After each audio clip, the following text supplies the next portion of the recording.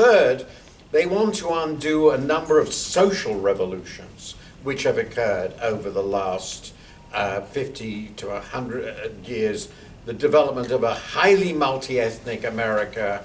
There are clear elements in this movement, though it's not the core, who are really never liked civil rights. And of course, there's a very clear elements in this coalition, very clear, that really don't like the liberation of women.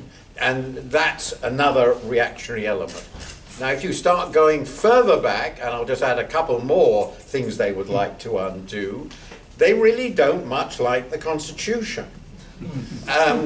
Because the Constitution was a modern expression of what had happened in England in the 17th and 18th centuries. I don't want to go into all of that, but one key element in the Constitution is that the executive is subordinate to the law and to Parliament, okay, in Congress.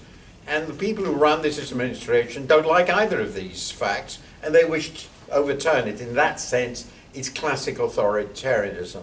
And finally, to me, most fascinating, they're really not at all sure about the Enlightenment.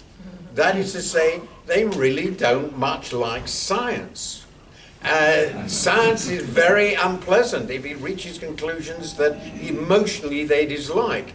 And you can see that in many, many areas. So this is a revolutionary, reactionary movement at the head of which is a very extraordinary, unique figure in American history and in the world, and it's uniquely American at the same time.